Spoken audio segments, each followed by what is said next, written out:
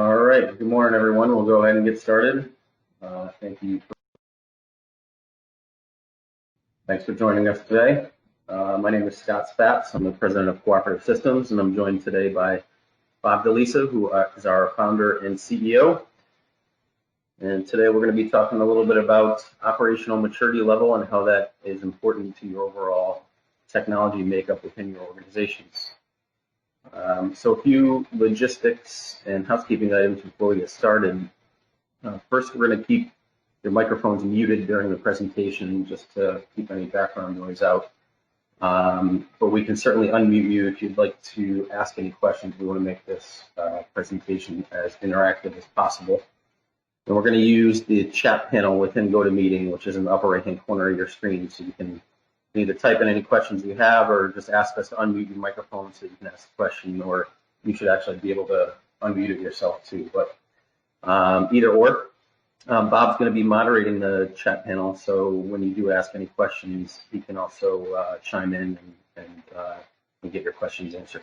We're going to also reserve some time at the end of the presentation for questions if anybody wants to hold them until the end, but again, feel free to interject. We want to make this as interactive as possible. All right, so quick agenda review here. We'll have an intro about who we are and what operational maturity level is, and then we'll get into our interactive exercise and show you how you can take some actionable content away from the presentation today. Let's start with a little background about our company and why we're here today. So our company provides outsourced managed IT services. We're basically the full IT department for our clients. And we focus on making sure their systems and our staff are well protected and that their organization is getting strategic value out of their investment in IT. And so we do everything from providing day-to-day support to the staff of our clients to maintaining their networks and their servers, and as well as managing their cybersecurity and things like backup and disaster recovery programs. But equally important is the focus we put on having a strategic approach to the use of technology. We deliver this by giving our clients what we call a virtual CIO, and we regularly meet with our clients to discuss things like what's going on in their business and the industry in which they operate. Are there upcoming changes we need to be aware of within their business or within their industry? Things like what's going on in the technology world that may be relevant to their business, things that we're seeing with our client base and systems and maybe threats that we're seeing that are relevant to our clients. And then also things like road mapping and technology planning, making sure there's no surprises and that we're all aligned and have a good plan going forward to manage technology well and make sure it operates their organizations well. And along the lines with that, we also focus on budgeting for upcoming initiatives too. So again, there's no surprises and making sure that we have a good plan in place. And then we also discuss something which we call IT operational maturity level, which is the basis of our presentation today. And as I mentioned, we take a strategic approach to the use of technology within our clients' organizations. And we use a framework and methodology, which again is called IT operational maturity level. So this framework allows our team to work with our clients to basically perform a baseline evaluation of how they use technology in their business, and then determine what areas may be at risk, and so that we can come up with a good plan to address those areas going forward. And we use this framework as a continual initiative to improve our clients' IT operational maturity level score throughout our working relationship. All right, so what is operational maturity level? So a little bit about what it is. It's basically, as I mentioned, a methodology, and it's also a tool that we use that was developed by an organization called Service Leadership, which is an advisory firm that provides guidance and strategic advisement services to managed IT service companies like us. And we've been members of the Service Leadership Framework for many years now and been using their tools, operational maturity level being one of them. They have a number of other business tools that we use. And really, we've drastically improved our company over the past 5 to 6 years. And the operational maturity level methodology evaluates all areas of our company, from how we deliver service, tools we use, financial metrics and benchmarks, sales and marketing methodologies, overall strategic planning, and also ways to provide the best possible suite of services to our clients, with aiming at being a profitable and scalable business. And most of the evaluation criteria and benchmarks that are used have the goal of getting you to be what they call best in class, which just allows your business to provide an excellent level of service to your clients, do things like employ high quality and happy team members, and basically, again, have a good financial performance and turn healthy gross margins and bottom line profitability. So we all know that technology is not always working to a company's advantage. It can certainly be a stopgap and a downright liability at times when technology isn't properly designed and managed. And it kind of seems obvious, but the top performing companies, as you know or have heard of, find a way to get desired results with plans and strategies that take into account really all aspects of their business. And there's a focus on powerful, high-functioning internal processes to drive business in the direction that they want to go. So continual focus and improvement of your operational maturity level is a proven process that really transforms businesses both operationally and financially. And the benchmarking tool that's used to offer insights and analysis of companies' operational maturity level and then determine areas for improvement is what we're focused on. And from there, those companies can follow through on changes to ensure they're maximizing their potential, sustainable growth, financial strength, overall value, things like that. And again, we can personally attest to these results as it's really significantly changed how we do business and the value in which we deliver to our clients, and having an outstanding group of people who work in our company that make up our team. So as I've mentioned already, we focus on the IT portion of the operational maturity level framework, really from the very beginning when we perform an initial assessment of a prospective client, and then continually throughout our working relationship.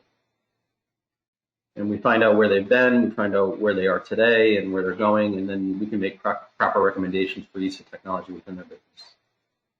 And just like it's transformed our business, it really transformed our service delivery model as well, and allows us to provide that best-in-class service to our clients, and really giving them strategic value for their organization. So as I mentioned, the whole framework of operational maturity level and focusing on different components of your business and how high-performing companies have methodologies and frameworks in place like that. IT is definitely one of them, and IT needs to be focused on as an asset to your organization and not just an expense. So that's really why we're here today. We're going to explain the whole IT operational maturity level framework, show you and walk through the evaluation criteria, and also show you kind of a before and after example of a recent client we began working with. So we're hoping that you can get some insight regarding what you're doing well, and certainly any areas that you can potentially make adjustments for in your business at an operational level, which, as we know, any of those changes certainly have a direct correlation with financial performance. So we'll work through parts of the evaluation tool, hopefully help you assess where you are and how your team is currently operating, and then we can offer some guidance to help you improve to the next OML level. We want you to be able to make informed, actionable plans that are cost-effective and validated, and those that allow your business to be more profitable and efficient, and no doubt improve employee satisfaction along the way. All right, so why is OML important for any business? We got some critical goals here, things like rapid shifts in production from one product to another, regardless of whether you're delivering a product or a service to your clients. Faster implementation of new concepts in products, using technology to introduce new products and concepts. Faster delivery of products to your customers. So looking at your supply or production methodologies and how quickly you can get your products or your services to your customers. More intimate and detailed interactions with customers, fuller utilization of capital and human resources, which obviously, as we know, is the most expensive component of our businesses, is our people, right? And if we can keep them running efficiently and giving them the tools that they need to be efficient and provide great service to your clients, it's a win-win. Streamlining of operations to focus on essential business needs. elimination of unnecessary and redundant or wasteful activities, again, looking to be as efficient as possible. And then analyzing data for marketing decisions. So all those things we look at as kind of critical goals for operational maturity level in general. And again, certainly we're focusing on the IT portion here. And then some specific IT concerns, which we touched on a little bit already, but business interruption on the production floor. I mean, this is kind of this statement applies more specifically to manufacturing organizations, but can really apply to any. But if you have a business interruption, again, regardless of whether you make a product, deliver a service to your clients, if you have IT interruptions that cost you time and money, cost you reputation, and then you got to recover from that once your disruption is resolved and you're back up and running. Cybersecurity threats, we all know about cybersecurity threats out there in the world and within all of our businesses. That you name the variant of the different ones that are out there that we have to protect against and have good strategies and planning in place to make sure we're keeping our organization safe and keeping our employees safe. Enabling greater selling and production within existing IT resources. So examples including like quoting accuracy, order cycle times, and product quality. So what are the tools you're giving your staff to use and making sure that their interoperability is efficient and you're not wasting time entering data amongst different platforms just to deliver something to a client. Getting more value out of machine data to make predictions, for example, production efficiency, improvements for customer responsiveness. So again, if you're a manufacturing organization, getting data out of your machines to determine how efficiently and rapidly you can produce your product, and providing a service to a client, getting data out of your systems to be able to determine how quickly you were able to provide that service and how efficiently and how many people were involved in delivering that service, or comparing your objective for service delivery time to what you actually performed on. So getting that data and analyzing that data is always really important. Increasing your systems, such as like an ERP, Enterprise Resource Program, usability to speed processes and get better documentation of production results. So this talks to having singular software systems that can operate all components of your business, allowing everything to be tied into one platform. Again, utilizing the data that you are working with and putting in and taking out across all different components of your business, and being able to analyze that data and having that one platform in place to have everybody work in and work within. Also, from a training perspective, having everybody use a consistent platform from a training perspective allows everybody to be operating as consistently as possible. And then also increasing supply chain visibility and collaboration to improve performance and driving down your costs. And then a few additional ones here: improving production quality and accuracy by moving away from a CRM to either using an ERP or a product lifecycle management system, as I mentioned just a minute ago. Having a singular platform in place that you can run all of your production cycles through, again, whether it's a product or service. Having one platform that everybody's working within for each business unit within your organization is hugely valuable. Relying on existing IT systems to enable business-to-consumer initiatives. So having your clients have access to your systems for collaboration and interfacing with you and what you're doing and what you're working on with them.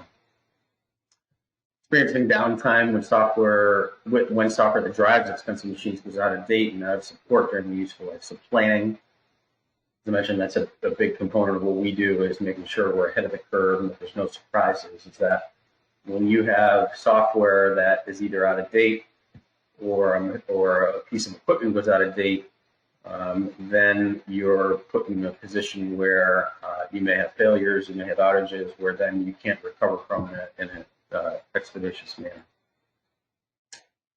And also, we're doing, if you're a regulated organization or you have any upstream or downstream vendor requirements, having a good, mature IT approach within your business and documentation around what you do and how you do it and how you secure your organization. That allows you to reduce the time you're spending on preparing for any audits or any checklists or any of the requirements that those vendors or regulating bodies may have that you have to comply with.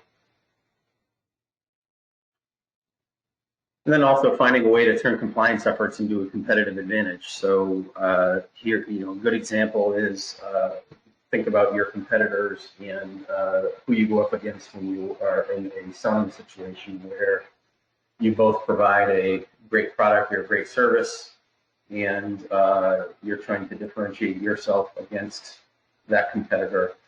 And if you can show a good compliance program and a good business continuity plan for your organization around how you manage your processes, your employees, and certainly the technology within your organization, and you can show documentation about how you do that to a prospective client, that gives you a leg up on the competition and shows how process-driven you are, and how you'll be able to continue to provide good products and good services to that prospective client going forward. And you have good plans in place to protect against any potential risks or outages or disasters going forward. All right, so then some opportunities for improvement here. Reduce downtime, which, as we all know, costs time and money, right? So you can put in systems and measures in place that can mitigate risk of downtime, then you can ensure that you're not going to have any incidents where you're losing money based on productivity or based on revenue generation. Reduce the amount of time dealing with technology issues, which also costs money. So when you have downtime or have outages or have issues, it costs resources, right? Whether you have an internal IT person, whether you have an IT vendor, whether you rely on a software vendor to fix an issue, it all costs time and money. So the more preventative you can be, the more you can mitigate the potential risk of spending there. Increased efficiency.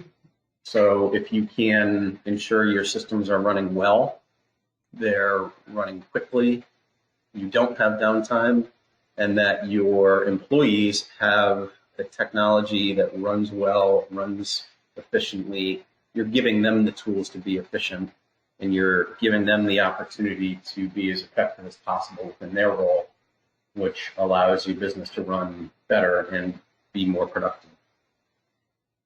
And then as a result of any of these, again, increase revenue production. So you can avoid having any downtime. If you can make your systems run well and efficient and quickly, you're giving your employees the tools that they need to succeed, your result will be increased revenue production.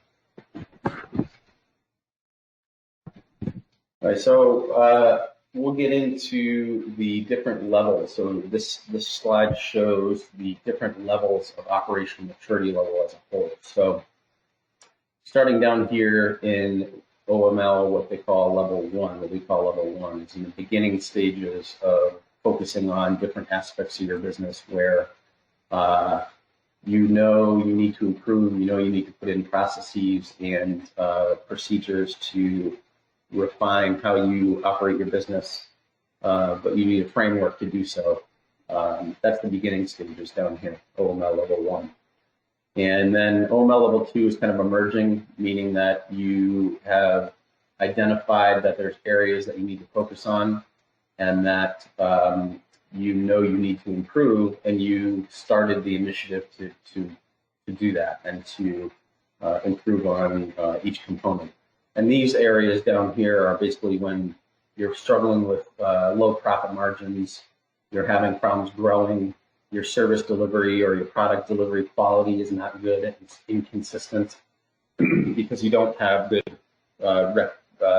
repeatable processes in place.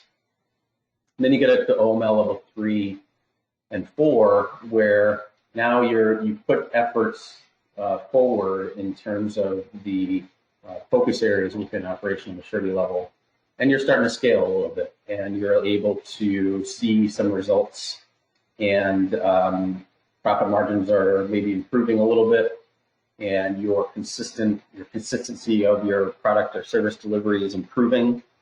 Again, if you look over here on the right, you're improving your quality and your growth. You're able to take on new clients, take on new jobs to provide the product or service to new clients, and you're able to do it in a manner in which the product or service is consistent.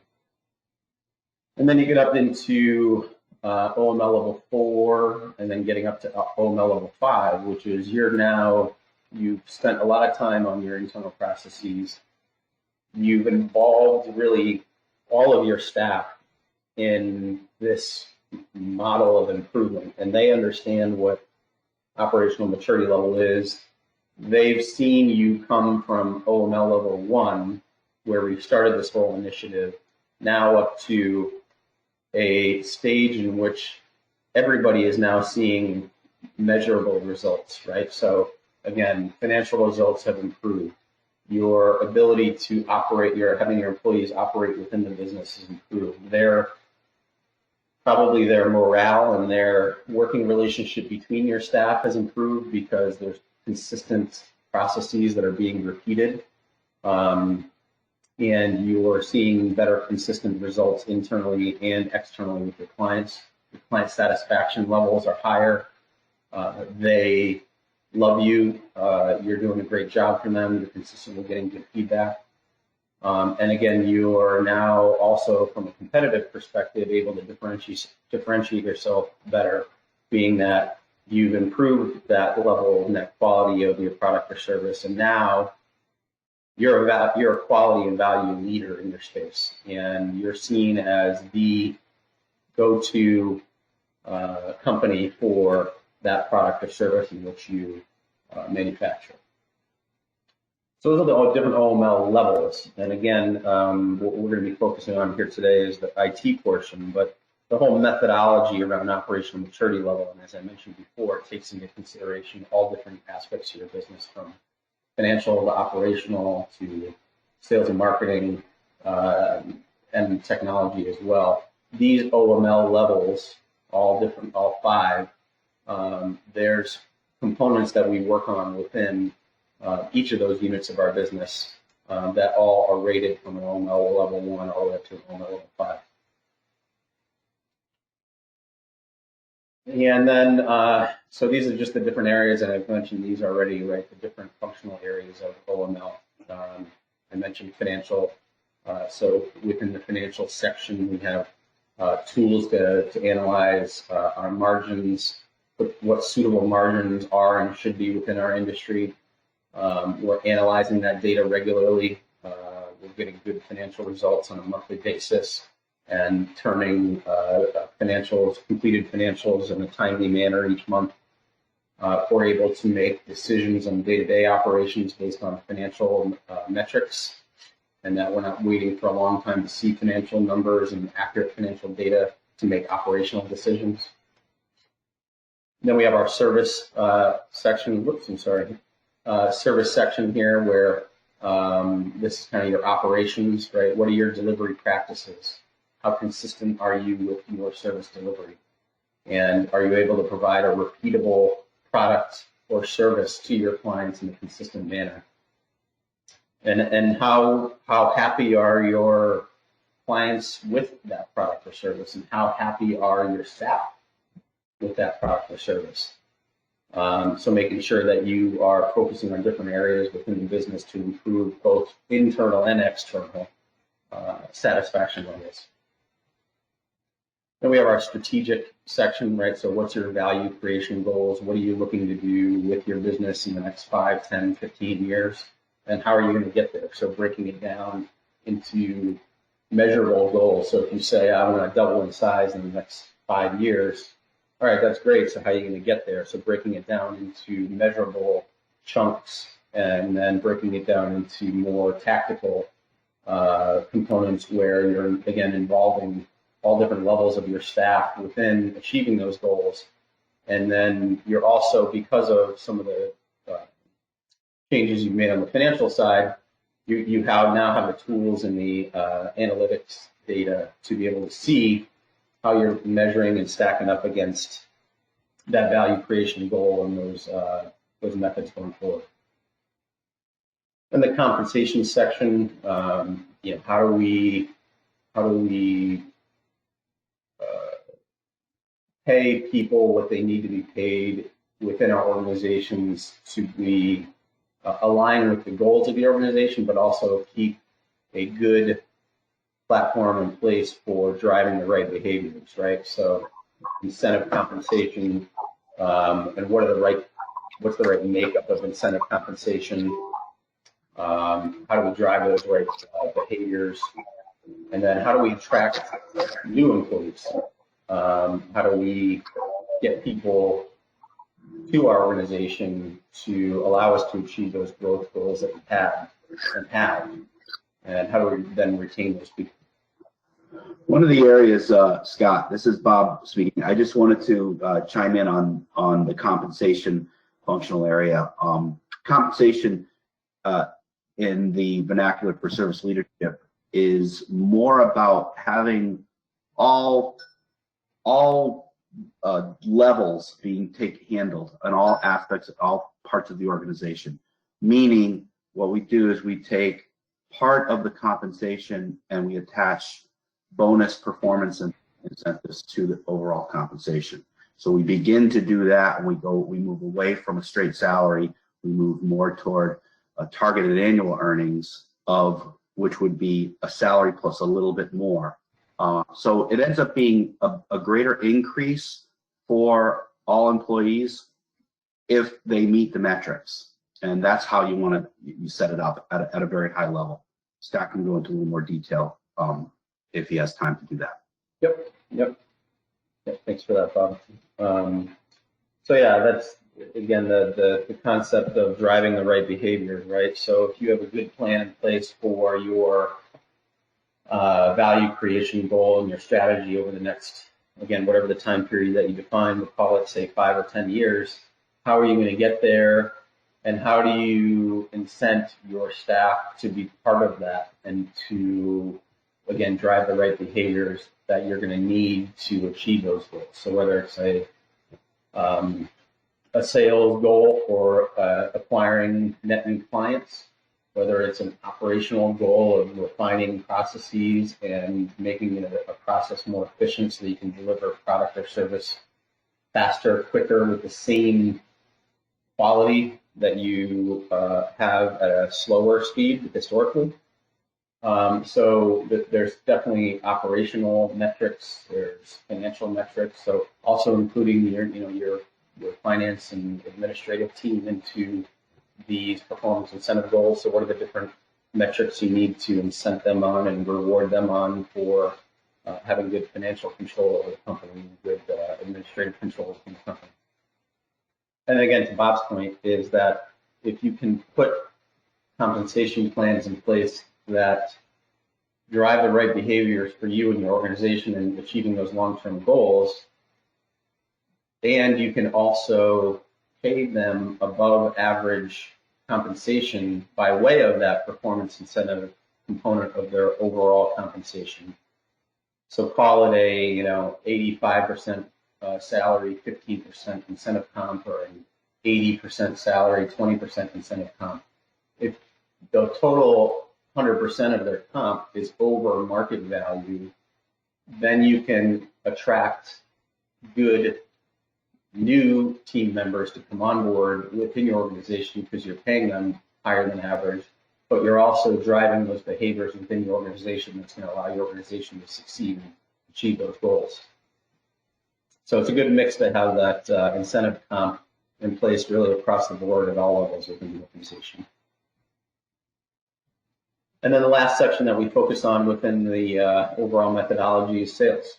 So how are you positioning yourself to get new business? And how are you positioning yourself against your competitors? What's the message that you are sending to your prospective clients? are you targeting the right prospective clients, right? So just about any business needs to be able to identify who their target audience is or who their target customer profile is, and making sure that your sales and marketing team is well aligned with who is it that we're going after and what makes up a good client. So we don't want to be taking on business just to take on business because it's revenue or it's a sale, because then it may not be a good fit going forward, and we're wasting operational cycles of our service delivery or our product delivery team to service a client that's not profitable or that's not a good fit for us long term. So targeting those right prospects from a marketing perspective and from your sales team perspective is hugely important. All right. So in the IT portion of an IT focused categories of operational maturity level, that's where our real basis for our conversation today is on, and the interactive exercise that we're going to get into next is on. So within the IT category here, we have three different areas that we focus on. One being operational scalability of your IT assets. The next being governance and controls of those assets. And then the next being strategic alignment and business value. So again, having a good strategy and plan in place around where you're going and what you want to be accomplishing. How does technology play into that, and what are the different investments you're going to need to make from a technology perspective to achieve that goal and those expectations that you have?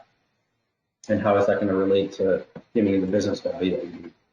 So those are the three different categories that the IT portion of operational maturity level makes up. So here's an initial OML assessment of a recent client we onboarded. And this is pretty typical of what we see when we work with an organization that's never really focused on either operational maturity level or a framework like it as a whole, or that hasn't focused on technology from a strategic perspective. So there's many organizations that we work with that have a good operational framework in place for their business. They're focused on, and they have good repeatable processes in place for their operations part of their business and their, again, product or service delivery. Maybe they have a good sales team and a good sales business unit within their organization. They run well, they run profitably, but they've never really focused on technology as an asset, and they've never really put that same methodology or that framework against how they use technology within the organization. And as a result, that's inhibited some of their growth and some of their processes and some of their satisfaction levels of their clients and their staff as well. And when they take the time to focus on IT as a strategic component of their organization rather than just an expense, they see significant impact and significant results as a result of taking the time and putting the focus on the IT portion. So here's again, this, like I said, this is a pretty common outcome of what we see for a client that hasn't really focused on IT operational maturity level in the past, where they're typically around an OML level 2, almost across the board. Maybe if they are a manufacturing organization that has stringent vendor requirements and or regulatory requirements, maybe their governance and controls is a little higher than 2. This client wasn't, but sometimes organizations like manufacturing organizations really focus on their governance and controls because they have to, but then they haven't focused on their operational or strategic alignment portion of the IT assessment. So that was a client we recently onboarded, and then a year later, after we've taken the time to implement new systems, new processes, new technologies that align with their business goals, they've now been able to significantly improve their operational results of how they deliver the product that they or service that they make. Their governance and controls went way up. There's still some focus that they need to put on how these investments are turning into their strategic goals, and there's some further improvement there. But what we do with them is, again, we do the baseline review, as I mentioned, and then any recommendation that we make with that client going forward has operational maturity level in mind. So any initiatives we move forward with them on have this in mind. When we meet with them on a regular basis, we meet with our clients typically quarterly to do what we call a strategic business review meeting, and the content of those meetings have this all in mind and improving these scores in mind. So those are the results, and they will continue to improve year upon year going forward. All right, so now let's jump into the actual OML assessment itself. And if anybody has any questions at this point, certainly feel free to type them into the chat panel, and we'll get them answered as we jump into the interactive tool here. So let me switch screens.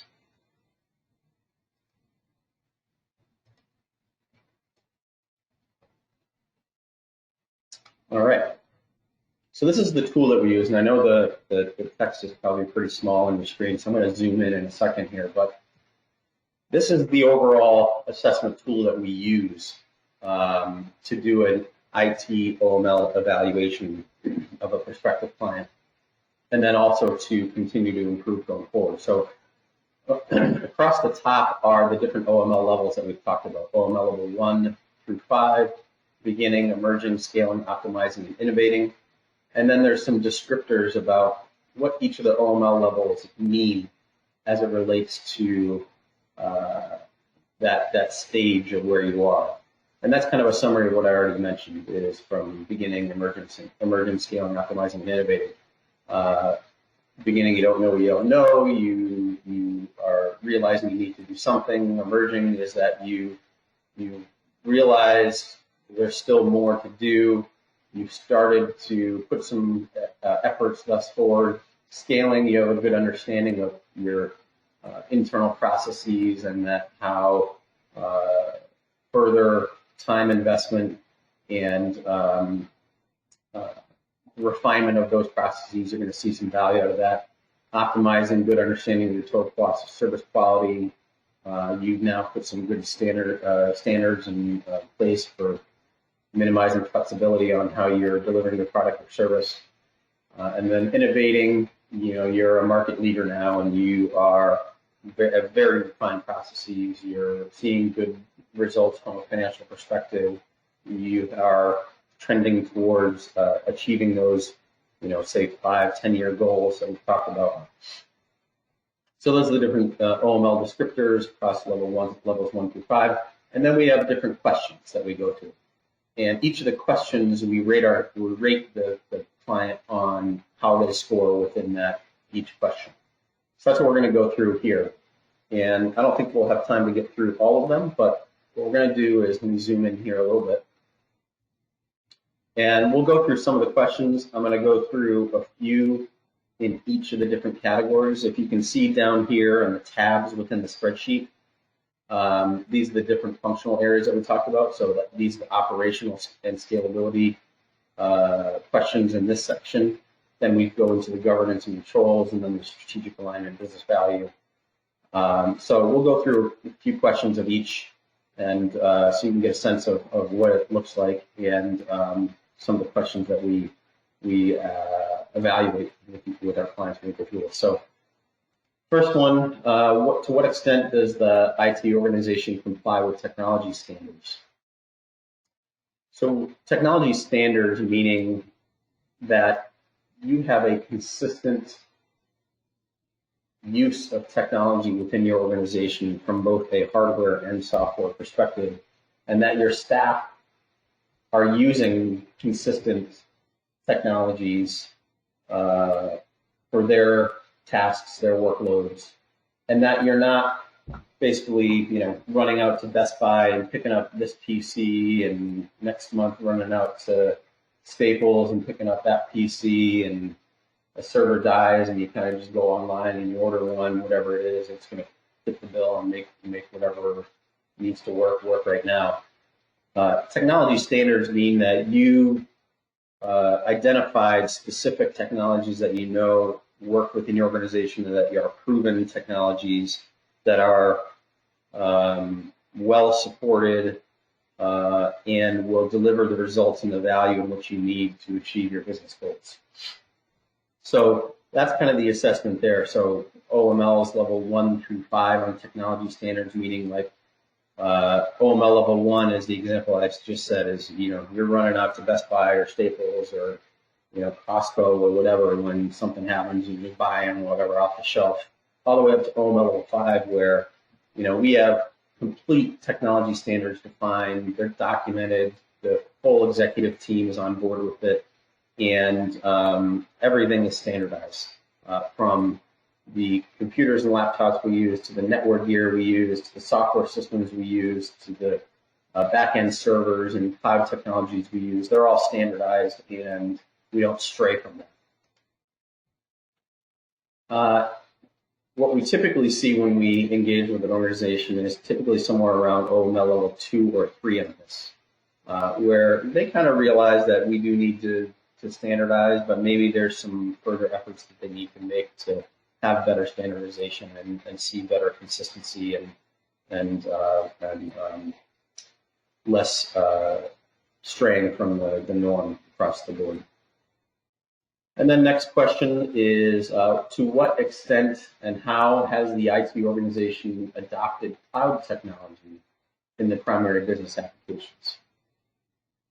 So we all probably use some sort of cloud technology today. Namely, just about everybody uses a cloud email platform. And cloud technology makes a whole lot of sense for just about any company, but you got to have a good strategy in place around how you use cloud technology. Because if you just implement a bunch of different cloud technologies, at the end of the day, they all have to connect in some manner, and you have to administer them, you have to secure them, you have to back them up, you have to have disaster recovery plans in place against the what-ifs for each of them. So if you don't have a good strategy in place around what are the cloud technologies that we're using, and how do we use them, and how do we maintain them, and who's maintaining them, it creates a lot of inefficiencies and can increase your risk of downtime and outages and inconsistencies and security threats, namely as an outcome of that. So this question talks about, how have you thought about cloud technology? Are you not using any cloud technology? Are you using some cloud technologies, but they're kind of a number of different hosting providers, and there's no documentation around them, there's no key line of business cloud technology, all the way up to OML level 5 here on the right side of your screen, where we use a single line of business application, no bolt-on applications. This talks to what we mentioned a few minutes ago, where a singular application where we have all business units, all employees, all processes, everything that operates our business in one application, so that we can get data, drive analytics, and have measurable results across all different lines of business within our organization. That's where OML level 5 is here. So we're getting good data, good metrics with a single line of business application. It's hosted in the cloud. We have good business continuity measures in place as a result of that. It's running well, it's running efficiently, and we have good business continuity and disaster recovery plans in place as a result of that. Typically where we see organizations here when we engage with them is OML level 2. So a lot of times people are using some sort of cloud platform, but again, they have not thought about it from a strategy perspective, and from a maintenance perspective, and from an administrative and a security perspective. There's the the false perception of cloud, really fixes a lot of problems for a business and reduces costs for a business. Like, instead of buying this $10,000 server or this $15,000 server, I'm just going to move this to the cloud. I'm going to pay, a couple $100 a month for it instead. Yeah, that's great. But now, what are the risks you've introduced as a result of that? And what are the things that you need to prepare for and think about as a result of moving that workload or that application to the cloud? Who's the cloud provider? How are they maintaining it? What resources do they have behind it? What happens if their systems get hacked? What sort of disaster recovery and backup platforms do they have in place? And how do you get your data back if you want to move to a different cloud provider going forward? So there's a lot of different things that you need to think about. And that, again, that false perception of, I'm just going to move it to the cloud and that'll fix everything and that'll reduce my costs. It's not really the end-all and be-all solution for organizations. All right, next question is, how are the roles and skills needed by the IT organization identified and filled? So this talks a lot to organizations that have an internal IT person on staff, or maybe an IT department where they have a few people on staff. And how does the owner or executive team manage those people? And how do they task them? How do they train them? How do they hold them accountable? How do they hire for people when and if those IT people leave? The technology world is such a competitive marketplace for good talent these days that you have a pretty significant risk to losing good talent if you're not giving them the opportunity to succeed and opportunity to grow.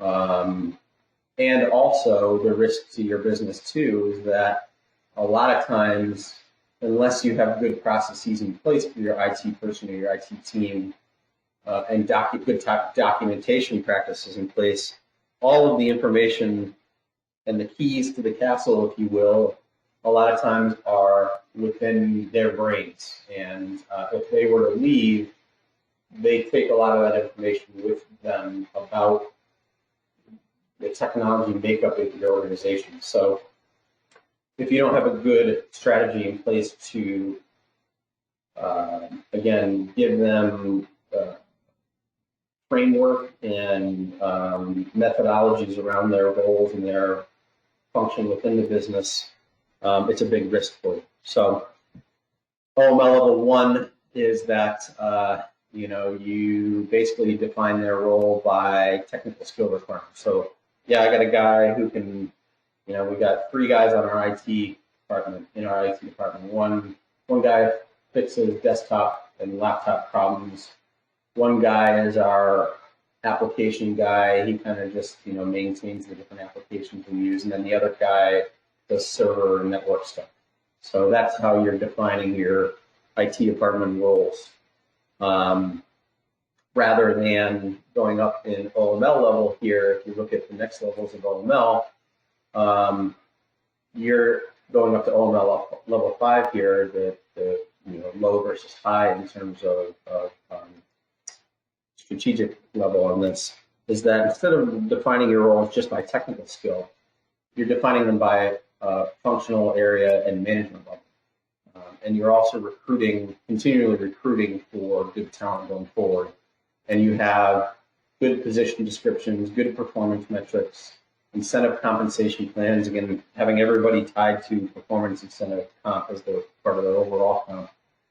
And then not most importantly, but equally important, you're giving them career pathing and training plans. You're keeping them interested. You're keeping them trained. You're keeping them current on technologies in the world and the marketplace, and training them to be assets for your business rather than just always fighting fires and fixing problems and maintaining what you have.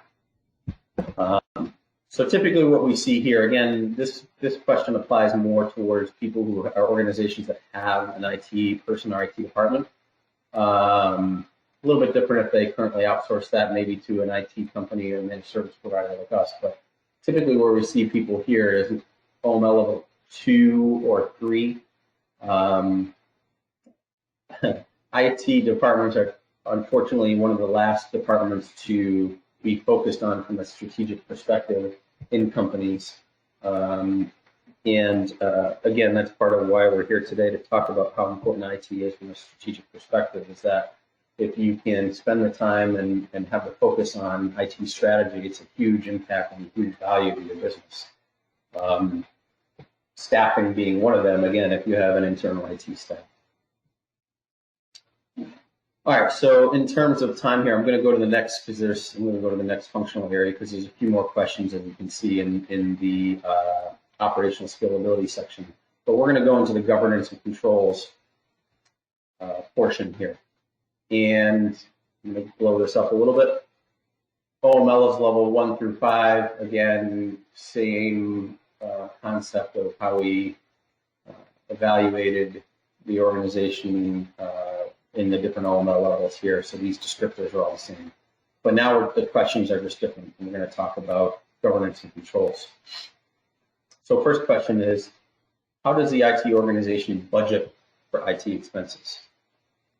So you may have a good budget in place for a lot of different functional areas of the organization. Your product or service delivery, your operations budget, right? So how are you tasking your operations team to turn good gross margins on the product or service that you're delivering? And you've budgeted accordingly around what are the cost of goods sold on your product or service that you deliver, and you're budgeting out your costs pretty accurately going forward. You probably have a good budget in place for your sales and marketing team and what you set as a budget for that. Maybe you're recruiting for your staff, you have a good recruiting budget. But how do you budget for IT expenditures? And how do you know that the expenses or the dollars that you're spending year over year are being put to good use, and are they giving you any ROI? Are they giving you a return on that investment in the technologies that you're purchasing each year? So that's where good strategy, good guidance, good advisement comes into play. That CIO or CTO level experience around what are the right practices you should have and the right methodologies you should have in terms of budgeting year over year to make sure you're getting value out of those investments. So OML level 1 here is we have no formal IT budget. We just buy stuff when stuff breaks, and it's as long as we're spending as little as possible year over year. That's the strategy we have, where again we're just letting it ride till it breaks. We're going out and buying stuff, and the focus is to spend as little as possible. All the way up to OML level 5 on this question is where we have a formal budget. It's based off of a technology roadmap that we've defined, and that technology roadmap means multi-years, not just 1 year. The IT budget is reviewed regularly, so reviewing it quarterly, and we've also identified that it's a certain percentage of our overall operating budget. So we've identified that we want to put between 3 and 6% of our overall budget towards IT investment. And I keep saying investment because as long as if you're focused on the right spending in terms of your technology assets, they will give you a return. And it's just like anything else in your business, calculated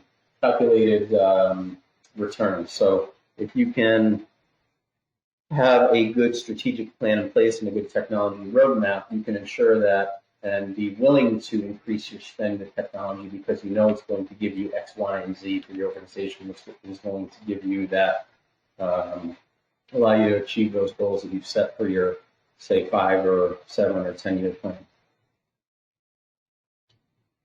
Next question, how does IT support the value creation process of the organization?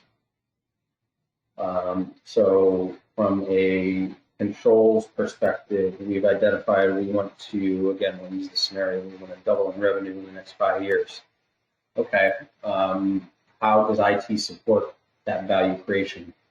And how do we have a good plan in place, and like we just talked about, a good IT plan for the next 3-5 years to achieve those goals. So OML level 1 being we don't have any, IT doesn't have any role in value creation process, all the way up to OML level 5, where IT supports all value creation processes at the organizational level, which include product and service development, marketing, sales, including and enabling governing processes such as HR and finance, all the different business units within the organization.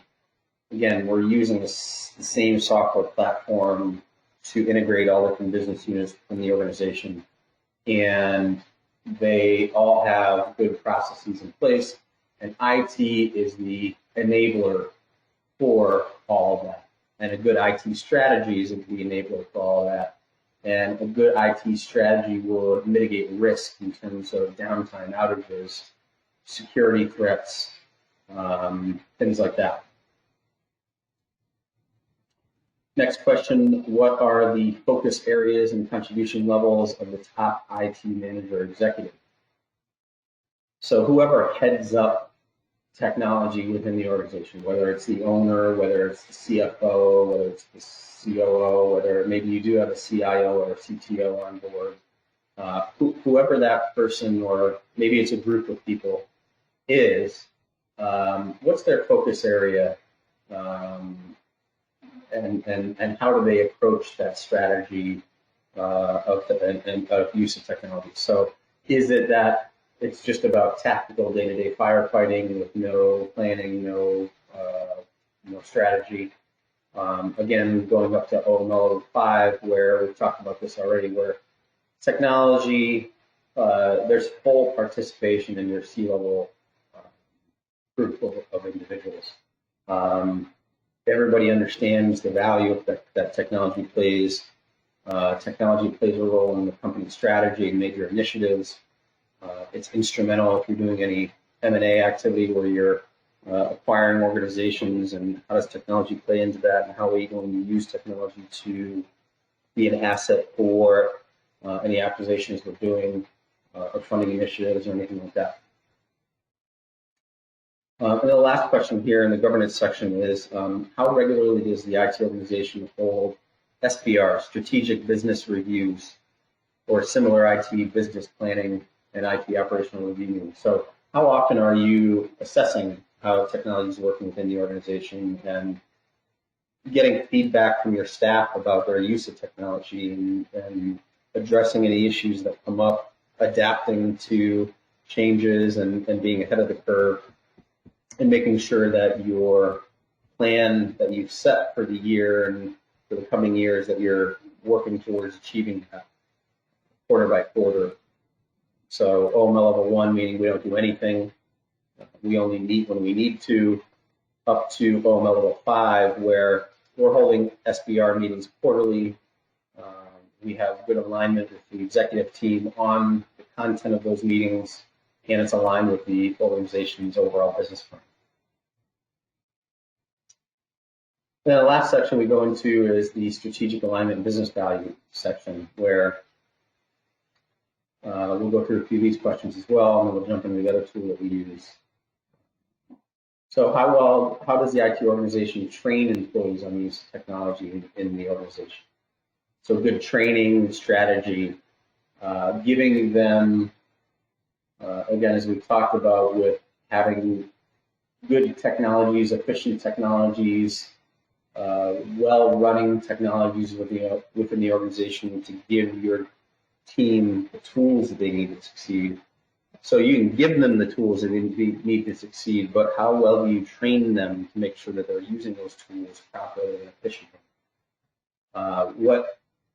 What sort of training platforms or content does your main software vendor provide?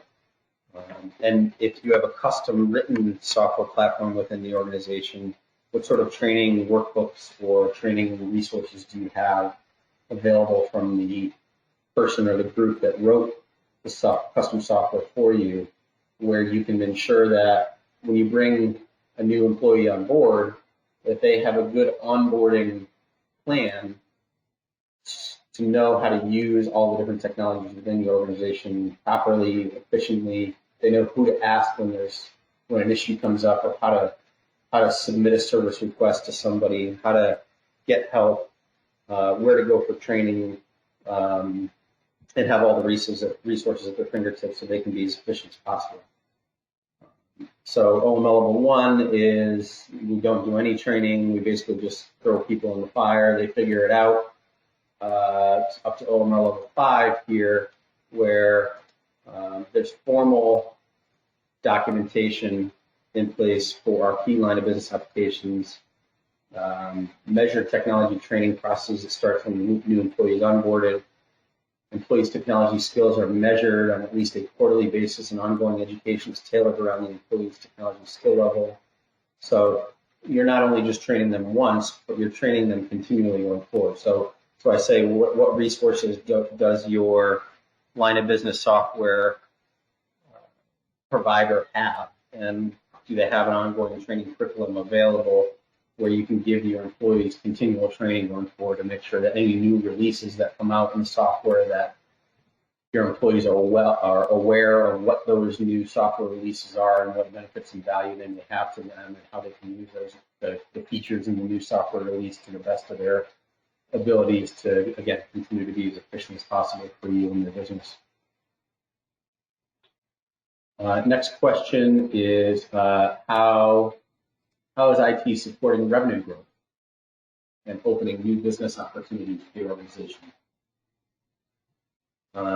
We've talked about a lot of this already today. So whether you see OML level 1 here, seeing IT only as an expense doesn't drive any revenue growth.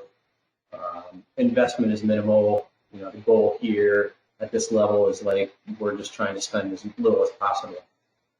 Up to OML level 5, where we are thinking about technology before we launch any new lines of business. We are thinking about technology before we launch a new product or service, or we're thinking about technology before we make any changes to a business unit or how we operate our organization, because we know that technology plays a significant role in whether or not those changes that we're talking about, or new products or services or new business units being launched, we know that technology plays a role in those being successful or not.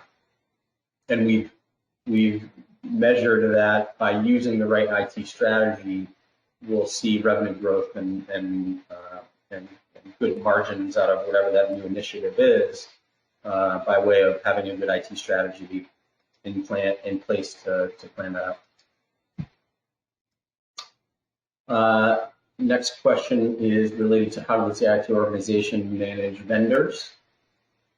So the best scenario here is having as few vendors as possible to have as consistent as possible of a environment from a technology perspective going forward. So again, key line of business, one application that your operation runs on, that's one of your key vendors that you use, and they are key to your organization and key to your strategy. And maybe you have a managed service provider like us managing all the different tools and technologies that allow you to connect to and run that one software. That managed service provider is a key go-to vendor. And OML level 5 here is those strategic vendors are identified. You have multi-year engagements with them. There's mutual risk reward, so you have good KPIs in place, key performance indicators in place for measuring that vendor's performance on your behalf, SLA, service level attainment goals in place. And you do have some secondary vendors as well, but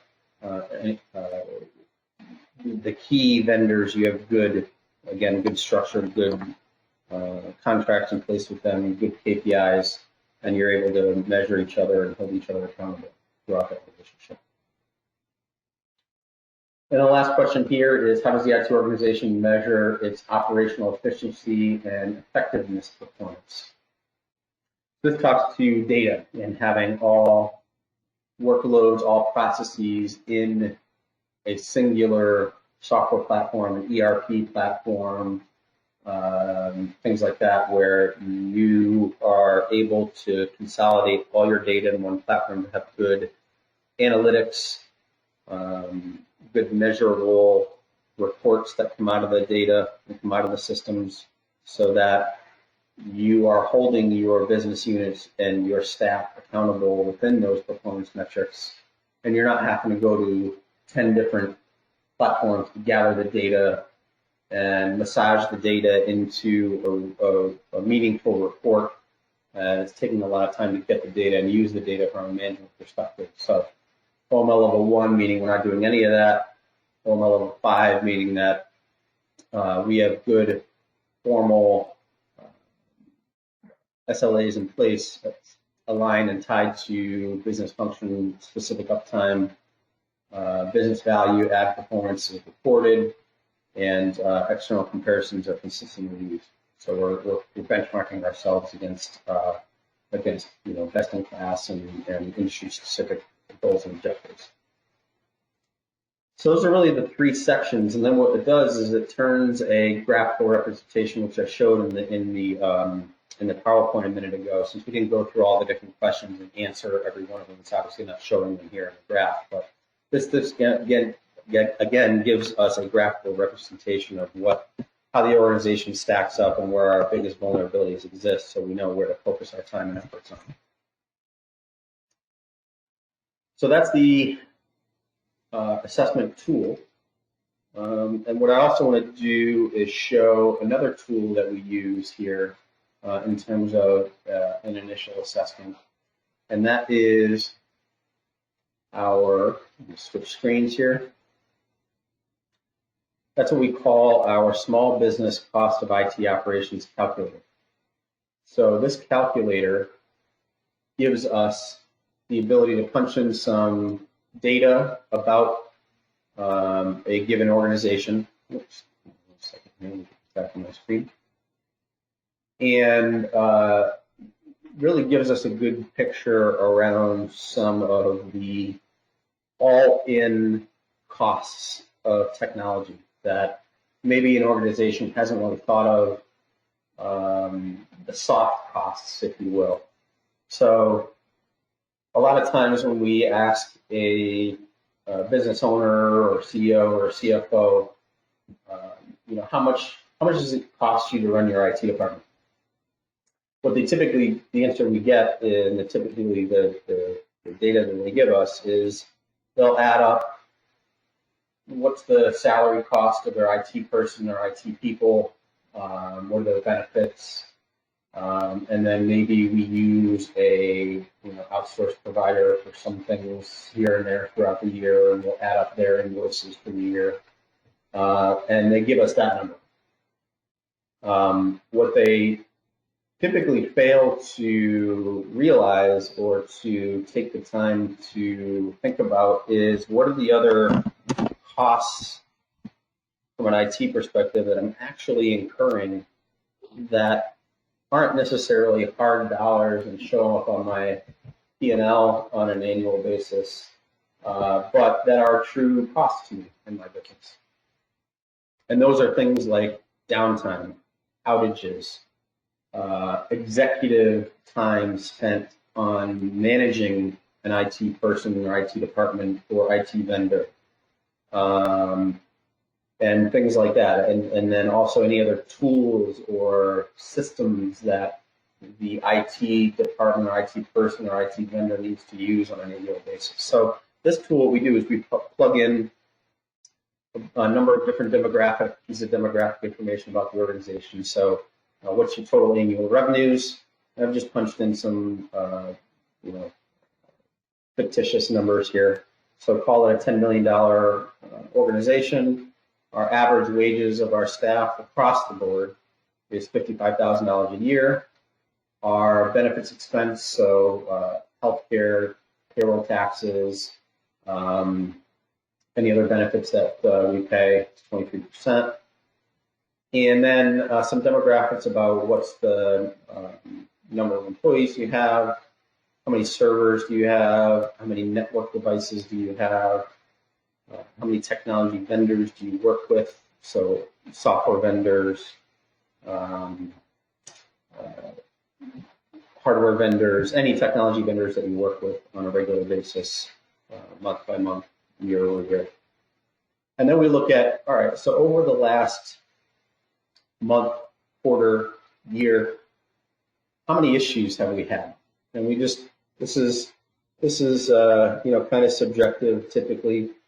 We don't necessarily have hard data to plug in with a prospective client on this all the time. So it's pretty subjective. So we ask the client just to think about how many, on average, how many 15-minute single user problems do you have in a month? So I have 50 employees. Probably each month, half of those people have an issue. And on average, it takes about 15 minutes for that issue to get resolved. So that's kind of the demographic number that we plug in there is 25 of those 15-minute single user problems per month. And then how many 30-minute multi-user problems per month?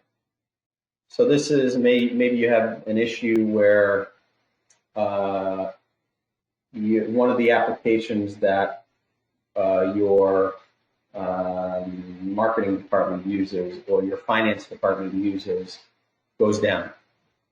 It goes down, it affects multiple people because there's multiple people in your finance department, and it goes down for 30 minutes. It took us 30 minutes to get it resolved, and it's back to normal. How many of those issues do you have in a given month? And then how many longer period of time outage, so 120-minute outage or downtime, multi-user issues do you have per quarter? So maybe your email system went down once last quarter, and it took about 2 hours to get it back up and running. And then we look at some other bigger scale issues. How many executive down problems do we have in a given quarter? So anybody on your executive team, which is obviously a higher cost to the organization in terms of cost to the business in terms of their time. How many executive down problems do we have in a given quarter? And then how many times has your entire company gone down in the past year? Maybe that's happened once where it doesn't really matter. I mean, it does matter how long you were down for, but just from an instance perspective, how many times did that happen in a given year? And down below here, we can see just based on the revenue numbers we plugged in and your average wages that we plugged in, this gives you, again, just a high-level review, what is your revenue production per hour? So if you're a $10 million organization, your average wage is $55,000 a year, your overhead's 23%, and in terms of the number of working hours in a given year, your average revenue production is $4,800 an hour. So that means that if you're down for an hour, you've lost $4,800 in revenue production. On top of that, your labor cost per hour, which is what you're paying your people, is $1,600 per hour. So if you're down for an hour, it costs you the equivalent of $4,800 plus $1,600. Right, so that's $6,400 an hour that's costing you for every hour of downtime. Then we go over here into some of the IT operating expense section where we plug in, and then we're using the assumption here that maybe we have one IT person on board for this $10 million organization made up of 50 employees. We have one IT person on board that maintains the entire IT department. And he or she makes $75,000 a year. He or she also uses about $10,000 a year on external IT support services. We also have about $5,000 a year in spending on tools, training, travel, etc. This person's been here generally on average for about 2 years. That's about their tenure. So turnover in the IT space is typically pretty high. So it's one thing to think about when you're looking at your overall strategy around technology makeup within your organization is what the turnover is and how much time you're spending recruiting for new IT staff on a regular basis year over year. And then you look at what's the average wage of a C-level within the organization. Because some of their time, going down to the next one, is spent on managing the IT support, whether it's an IT person, whether it's an outsourced IT company like us, the C-level person or department or people, again, this could be higher than 5%, is spending some of their time managing that. And then also how much of that C-level time is spending managing any vendor relationships. And then as it relates to recruiting, like I mentioned, turnover is pretty high in the technology world. But and how much time does it take a C-level to basically terminate and replace the IT person? So call it 30 hours that it's going to take an a C-level to recruit for, interview, onboard a new IT person if that IT person were to leave. So you look at all these numbers, and it basically then summarizes in down here current IT operations cost summary. So we see that out of all of these different demographic data that we've plugged in, and then some of the subjective components around how much downtime have we had and are experiencing, what's our total annual cost of IT? And that total annual cost of IT is made up of your IT staff. So what's your staffing cost of technologies? This isn't just the IT person. This is the other staffing costs and the percentage of time that other people are spending on the entire IT portion of your business. Then the yellow portion is your C-level management of the IT function, right? So how much of the C-level's time is spent on managing the IT function. The orange portion is lost labor. So based on these downtime and these outages numbers that we've plugged in for how many issues have you had over the past year, you've lost some labor time as a result of that. And then you've also lost revenue production, which is the red portion. So your all-in IT expense isn't 75 grand a year, it's 150 grand, 155 grand a year based on the demographics that we've punched in. So if we can mitigate and reduce some of these issues, reduce some of these outages and downtime, that lowers your annual cost of business and reduces some of that lost labor and turns lost revenue into revenue production. And then down here, we also just see a summarization of what are some of the allocations of costs, right? So we say out of this $155,000 a year, we have 50 employees, and we're assuming 50% of that $155,000 is spent on managing our staff. And we have 55 staff. So that means we're spending about $130 per staff member per month on their technology. Then 35% is spent on maintaining the server infrastructure, and 15% is spent on managing network devices. So out of the demographics that we punched in of number of servers we have and number of network devices we have, it just gives us a representation of how much time or how much dollars are we spending on each user, how much dollars are we spending on each server, how much dollars are we spending on each network device. So just a nice representation of what the all-in costs are, how we can identify areas of opportunity for improvement, maybe some reinvestment, maybe some expense reduction to ensure that how technology is used and how technology is invested in, that we're getting the right return. All right, so that concludes our interactive exercises. So what I'd like to do is open this up for any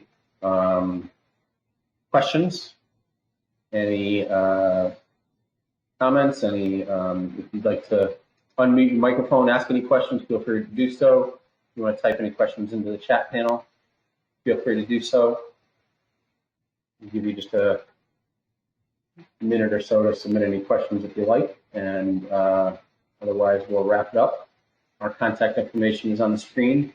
If you'd like to learn further about the operational maturity level framework and methodology in general for your organization, and obviously as it relates to IT component of your business and how you can do a full evaluation of your organization, certainly feel free to get into contact with us and transform the use of technology and ensure that your spending on technology is a good asset to your business.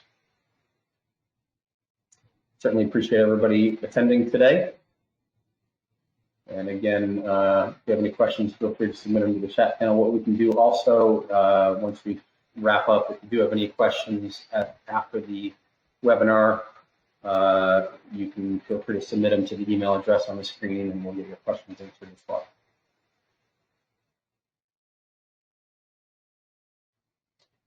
All right, so we'll conclude it for today. I appreciate you joining on, and look for our next webinar that we'll have coming up probably in the next month or two. We'll be sending out communication about that. And again, I appreciate you joining today, and take care.